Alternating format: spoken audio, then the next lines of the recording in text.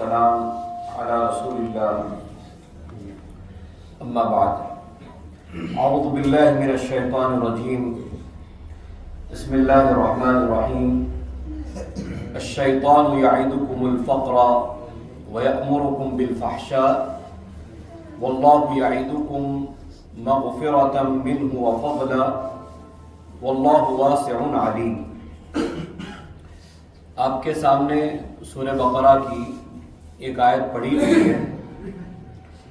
اللہ تعالیٰ فرماتا ہے الشیطان یعدکم الفقر، شیطان تمہیں فقیری سے ڈراتا ہے، شیطان تمہیں فقیری سے ڈراتا ہے، وَيَأْمُرُكُمْ بِالْفَحْشَاءِ، اور تم کو بے حیائی کا حکم دیتا ہے، وَاللَّهُ يَعِدُكُمْ مَغْفِرَةً مِّنْهُ وَفَضْلًا، اور اللہ تعالیٰ تمہیں اپنی طرف سے مغفرت اور فضل کا وعدہ کرتا ہے۔ اللہ تعالیٰ تمہیں اپنی طرف سے مغفرت کا اور فضل کا وعدہ فرماتا ہے۔ واللہ واسع علیم، اللہ تعالیٰ وسعت والا اور بہت جاننے والا ہے۔ یہ جو آیت آپ کے سامنے پڑھی گئی ہے، اس آیت سے پہلے کی جو آیتیں ہیں اس میں اللہ تعالیٰ نے مال خرچ کرنا اس کا حکم فرمایا تھا، اور اس پر توجہ دلائی گئی کہ ہمیں اپنا مال صحیح جگہوں پر خرچ کرنا چاہیے، اللہ کی راہ میں خرچ کرنا چاہیے۔ اب یہاں سے شیطان جو وہم ڈالتا ہے، جو وسوسے ڈالتا ہے ایک بندے کے دل میں، اس کا ذکر کیا جا رہا ہے۔ کہا الشیطان یعدکم الفقر، شیطان تم کو فقیری سے ڈراتا ہے، یعنی شیطان انسان کے دل میں یہ بات ڈالتا ہے کہ دیکھو فلاں جگہ خرچ مت کرو، یا خرچ کرو گے تو تم غریب ہو جاؤ گے، تم فقیر ہو جاؤ گے۔ یعنی انسان کو بھلائی کے کام میں، اچھے کام میں، نیکی کے کام میں، ثواب کمانے کے کام میں شیطان ڈراتا ہے۔ اور یہی وجہ ہے کہ بہت سارے لوگ چاہتے ہوئے بھی اپنا مال خرچ نہیں کر پاتے ہیں، اللہ کی راہ میں صدقہ نہیں کر پاتے ہیں، کسی انسان کے کام نہیں آ پاتے، مدد نہیں کر پاتے۔ کیوں؟ شیطان ڈراتا ہے کہ تمہارا مال ختم ہو جائے گا، تم فقیر ہو جاؤ گے۔ اور وَيَأْمُرُكُمْ بِالْفَحْشَاءِ، اور وہ ان کو بے حیائی کا حکم دیتا ہے۔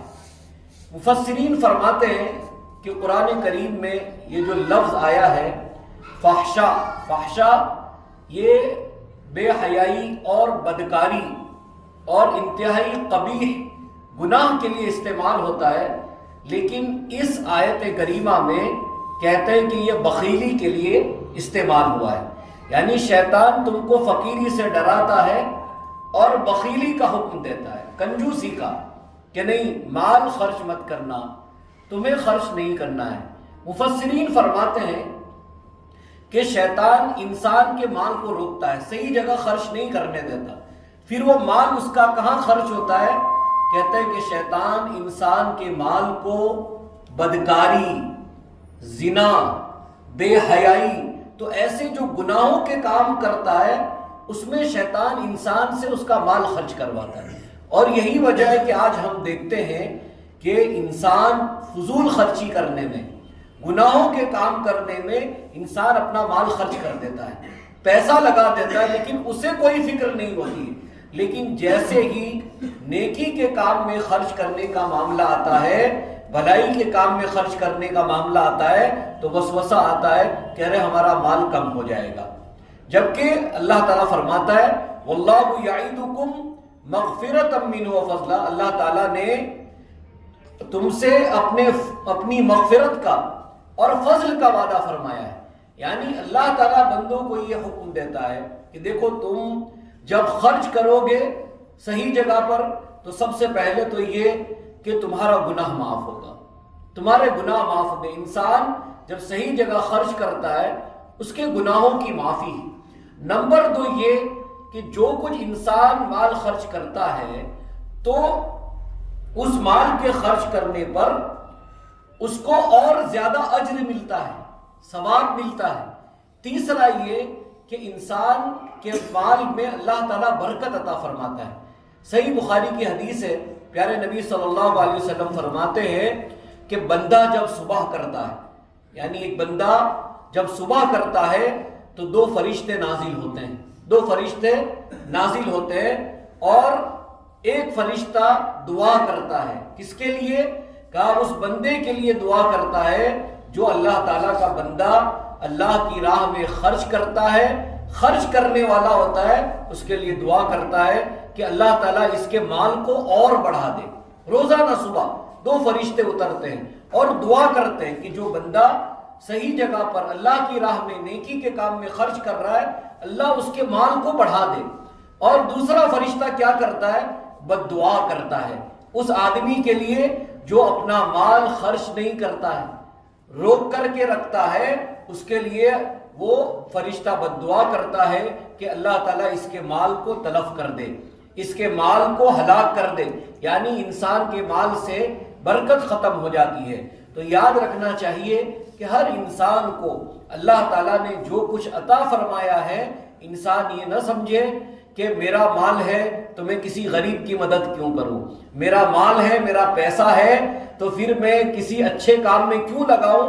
ایسی سوچ میں نہیں جانا چاہیے، یہ شیطان ایسے وسوسے ڈالتا ہے اور انسان اس سے اپنا مال روک لیتا ہے، نتیجہ یہ ہوتا ہے کہ وہ خیر سے، بھلائی سے اور ثواب سے محروم ہو جاتا ہے۔ اللہ تعالیٰ سے دعا ہے کہ اللہ تعالیٰ جو شیطان کی ایسی چالیں ہیں، اللہ تعالیٰ اس سے ہمیں محفوظ رکھے۔ آج کا جو سوال ہے وہ سوال یہ ہے کہ سب سے بڑی نیکی کیا ہے؟ سب سے بڑی نیکی کیا ہے؟ سب سے بڑی نیکی توحید۔ سب سے بڑی نیکی کیا ہے؟ توحید، ایک اللہ کی عبادت کرنا۔ سب سے بڑی نیکی کیا ہے؟ توحید۔ سب سے بڑا گناہ کون سا ہے؟ شرک۔ سب سے بڑی نیکی توحید اور سب سے بڑا گناہ کیا ہے؟ شرک۔ اللہ تعالیٰ سے دعا ہے اللہ جب تک زندہ رکھے، ایمان کے ساتھ زندہ رکھے، خاتمہ بھی ایمان کی حالت میں۔